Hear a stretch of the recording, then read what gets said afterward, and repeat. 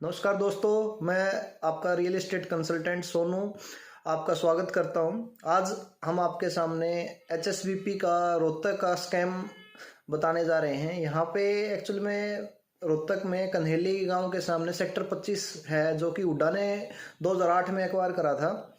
उसमें लगभग बहुत सारे प्लॉट थे, लगभग 90% अनसोल्ड था वो और वो डिस्प्यूटेड भी रहा है पहले से भी। और उसकी आज ये हालात है कि 2020 में ई ऑक्शन भी करवा दिए हुड्डा ने और लोगों की 4 से 5 महीने में पूरी की पूरी पेमेंट ले ली। लोगों ने लोन लेके बड़े परेशान होके उधार लेके इधर उधर से पेमेंट अरेंज करी। उसके बाद में आज ये हालात है 2023 में, हम जनवरी में डिस्कस कर रहे हैं कि एक भी कोई भी फैमिली वहाँ पे आज अपना घर बनाने की स्टेज में नहीं है। किसी का नक्शा पास नहीं होता है, साइट पे अप्रूवल के लिए कोई प्रोसेस ही नहीं है, कोई घर बना नहीं सकता। लोगों को कम से कम भी ये है, लोग ये आस लगा के बैठे थे कि भाई हमने इतना सारा लोन ले लिया है, पैसे उधार उधर लेके कोई बात नहीं, 1-2 साल में हमारा घर बन जाएगा, तो उसके बाद हम अपना किराया बचा के और इसमें अपने घर बना के रह लेंगे। लेकिन हाल ये है, ना तो आज की डेट में वहाँ पे रोड है, ना सीवर है, ना पानी है, ना बिजली है। वहाँ पे झाड़ उगे हुए हैं, पेड़ इतने बड़े बड़े हो रहे हैं, बुरा हाल है। रोड के ऊपर मतलब झाड़ उगे हुए हैं और वहाँ पे और मूलभूत सुविधाओं के नाम पे कुछ भी नहीं है। ना मार्केट है, ना पार्क है, ना कोई कम्युनिटी सेंटर है। केवल अगर है तो वहाँ पे झाड़ और केवल आपको एक एसटीपी का, शहर का एसटीपी भी उसके नज़दीक लगता है, पैरावर गांव के जो पास में पड़ता है, लगभग 1 किलोमीटर रेडियस में है। उसकी वहाँ पे स्मेल जरूर आती है। उसके अलावा वहाँ पे आज की डेट में कोई भी सुविधा नहीं है। लोगों ने लेकिन मार्केट रेट अगर वहाँ पे 35-40 हज़ार रुपये का था, ई ऑक्शन करते हुए हुड्डा की चालाकी देखो, उन्होंने बेसिक रेट ही कहीं पे 42 हज़ार रुपये, 44 हज़ार रुपये, 45 हज़ार, 50 ऐसे ऐसे रूल बना रखे हैं लोगों को लूटने के। लोग जब तक उनके ट्रैप को समझ पाते हैं उससे पहले तो लूट जाते हैं।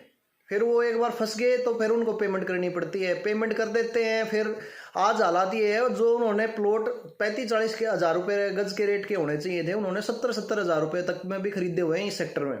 और आज अगर वहाँ पे ई ऑक्शन की आज के हाल देखोगे तो वहाँ पे 42 हज़ार रुपये में, 38 हज़ार रुपये में, 40 हज़ार में बेसिक उस पे रेट पे अब सौदे जो है प्लॉट बिक रहे हैं। और उसमें भी कस्टमर जो है, जो स्मार्ट कस्टमर अब पीछे हट गए हैं। अब कोई वहाँ पे पैसा लगा के खुश नहीं है। सबने देख लिया कि भाई डेवलपमेंट जीरो है, केवल और केवल हुड्डा पैसे लेके अपने साइड में बैठी है, कोई काम नहीं हो रहा साइड पे, कोई कुछ नहीं कर सकता।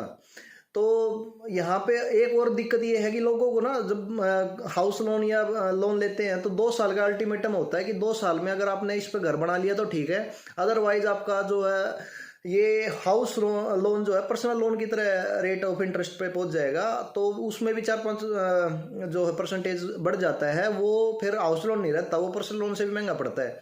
और यही हालात होने जा रहे हैं यहाँ पे। और 2 साल ऑलमोस्ट पूरे हो गए हैं और लोगों का अभी तक एक का भी किसी का घर बनने के वो नहीं है। किसी को नक्शा ही पास नहीं हो रहा, घर कैसे बनाएंगे बेचारे। ना सड़क है, ना पार्क है, ना और कोई फैसिलिटी है और बुरा हाल है। मतलब मार्केट रेट से महंगी चीज़ें खरीदी हुई है, 20-20, 30-30 हज़ार रुपये तक महंगी खरीद रखी लोगों ने। अब उनके हालात ये हैं, वो बेचारे बिना रजिस्ट्री कराए, बिना उसके तो ट्रांसफर भी नहीं करती हुड्डा। चालाकी देखो उनकी, मतलब अगर कोई बंदा बेचना भी चाहे ना इस प्लॉट को तो ट्रांसफर नहीं कर सकता जब तक वो स्टैम्प ड्यूटी ना भर दे। गवर्नमेंट ने इतनी लूट मचा रखी है इस सरकार ने, मतलब बुरा ही हाल है। अब कोई आदमी बेचना भी चाह रहा है ना, तो उसने अगर किसी ने 65 हज़ार रुपये गज खरीद रखा है तो उसको तो वो 70 हज़ार में तो वैसे पड़ रहा है, क्योंकि सारा वाइट में पेमेंट है। और फिर स्टैम्प ड्यूटी लगने के बाद 70 हज़ार रुपये में पड़ गया। अब बंदा कस्टमर वहाँ पे आज की डेट में ई ऑक्शन में वे चीज़ पिट के वापस 40-42 में मिल रही है, तो कौन लेगा जी 70 हज़ार में। वो बंदा तो फंस गया लाइफ के लिए।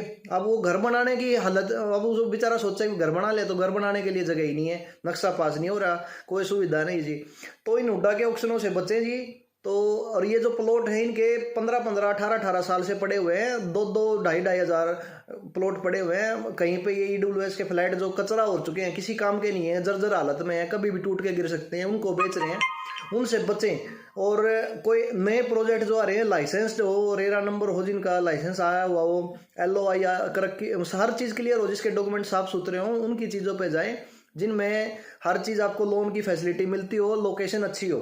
लोकेशन ज़रूर देखें और ये कच्ची कॉलोनियों से ज़रूर बच्चे, कच्ची कॉलोनियों से परहेज करें। सरकार ने ऐसे ऐसे रूल बना दिए हैं कि आपको बिना प्रॉपर्टी आईडी के तो आपको एनओसी नहीं मिलेगा, नगर निगम से एनओसी लेनी पड़ेगी, बिना एनओसी आईडी के एनओसी नहीं मिलनी, एनओसी मिले बिना आपकी कोई भी टोकन नहीं कटना, रजिस्ट्री नहीं होनी, इंतकाल नहीं होना, कुछ नहीं होगा जी। ये लोग कच्ची कॉलोनियों वाला भी स्कैम चल रहा है पूरे रोहतक में, और रोहतक में क्या पूरे हरियाणा में ही चल रहा है। ये सरकार ऊपर से दिखाती है कि ये बिल्कुल बंद कर दो, और नीचे नीचे हर चीज़ इन्हीं के ही मंत्री एमएलए की साइट होती है, इनके नाम से कटती हैं, ये जी उसके है जी, इसमें इसका ग्रोवर का हिस्सा, इसमें फलाने का हिस्सा, ऐसे होता है।